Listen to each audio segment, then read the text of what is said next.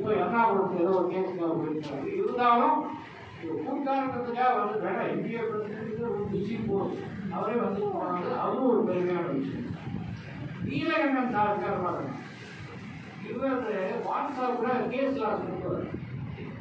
என்னென்ன சுப்ரீம் கோர்ட்டில் என்ன வந்துருக்கு, மெட்ராஸ் ஹைகோர்ட்டில் வந்துருக்கு. நான் இதை பார்த்து நிறைய கேஸில் ஜெயிச்சிருக்கேன். அதுக்கு ஃபீஸ் சுப்ரீம் கோர்ட் கொடுத்தாங்க. நாகட்டின்னு சொன்னார் பார்த்தீங்களா, நாகட்டி எந்த மூலமாகவும் வரலாம். திடீர்னு எனக்கு ஒரு கேஸில் ஒரு சந்தேகம், இந்த மாதிரி ஒரு பொசிஷன் வந்துச்சுன்னா என்ன சொல்லலாம் அப்படின்னு பார்த்து திடீர்னு வாட்ஸ்அப் ஒரு உடனே கிடைக்குது.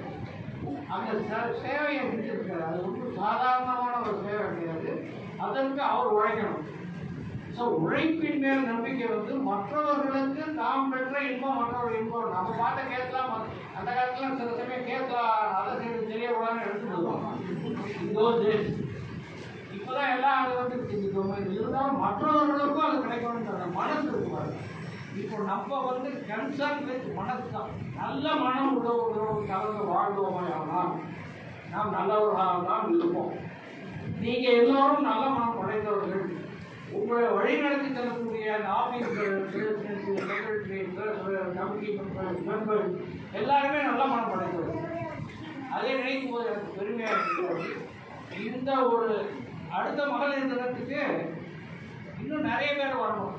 புதுசாக எல்லாரையும் வந்து இன்ட்ரடியூஸ் பண்ணி கொடுங்க. அந்த ப்ரொஃபஷன் பணம் வருது வரல அது அர்த்தமாக பணம் வருதுங்கிறதுக்கு அது எனக்கே ஒரு இன்னும் புரியல. எப்படி பணம் வருது எப்படி போகுதுன்னு.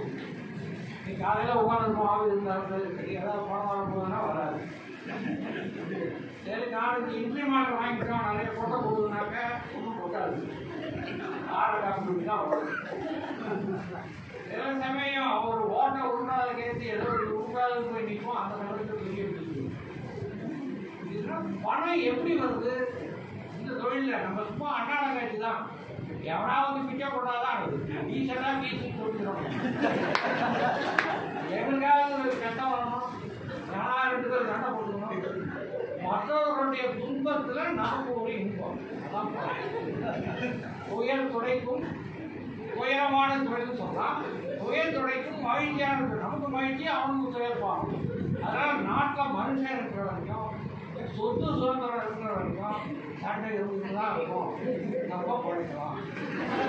யாரும் காலப்படாது. இன்னொரு சந்தேகம் வந்தது.